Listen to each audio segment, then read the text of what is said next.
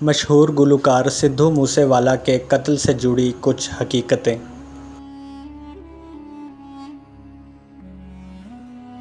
जैसा कि आपको मालूम ही होगा कि भारतीय गुलकार सिद्धू मूसेवाला को बेदर्दी से कत्ल कर दिया गया है।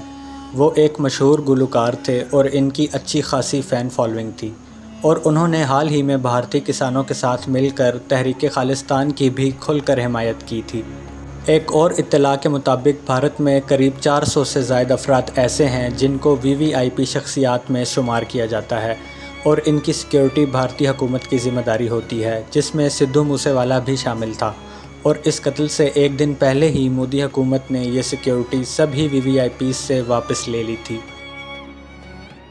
और इसी वजह से मोदी हुकूमत पर बहुत से सवालात उठ रहे हैं कि उन्होंने आखिर वीवीआईपी शख्सियात की सिक्योरिटी ख़त्म क्यों की। इन्हीं सवालात का जवाब देते हुए मोदी हुकूमत का कहना है कि उन्होंने वीआईपी कल्चर के ख़िलाफ़ एक कदम उठाया है, लेकिन इस इक़दाम का नतीजा हम सब के सामने आ गया है।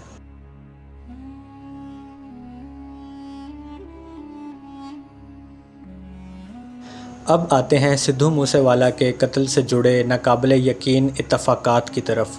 तो दोस्तों, उन्होंने एक गाना गाया था 295, जिसके बोल कुछ यूँ हैं कि अगर सच बोलोगे तो दफ़ा 295 लगेगी। और सब ने देखा कि सिद्धू मूसेवाला को 29/5 को ही कत्ल किया गया, यानी मई की 29 तारीख़ को।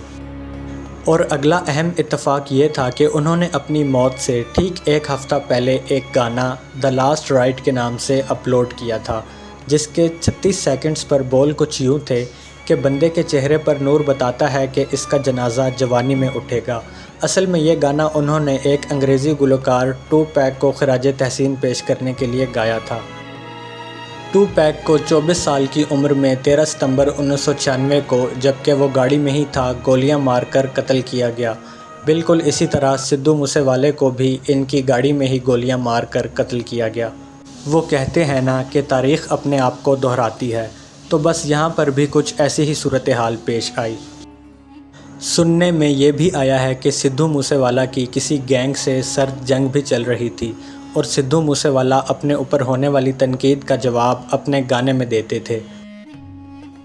जैसे कि उन्होंने अपने इसी गाने 295 में 1 मिनट और 57 सेकंड्स पर यह कहने की कोशिश की है कि जो लोग अपनी ज़िंदगी में कामयाब नहीं हो सकते वो फिर फेसबुक पर लोगों की किरदार कशी करते हैं, जो कि सरासर गलत है।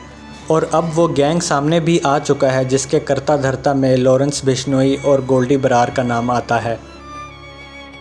बल्कि गोल्डी बरार ने तो सिद्धू मूसेवाला के कत्ल की ज़िम्मेदारी भी कबूल कर ली है। दोस्तों, ये थी दास्तान इंसानियत पर गुज़रे एक और जुल्म की। आप अपनी राय का इजहार कमेंट्स में कर सकते हैं। हमें मज़ीद सपोर्ट करने के लिए आप हमारी ऑनलाइन शॉप से मुख्तलिफ़ प्रोडक्ट्स भी ऑर्डर कर सकते हैं, जिसका लिंक डिस्क्रिप्शन में मौजूद है। अपना बहुत ख्याल रखिएगा। अल्लाह हाफ़िज़।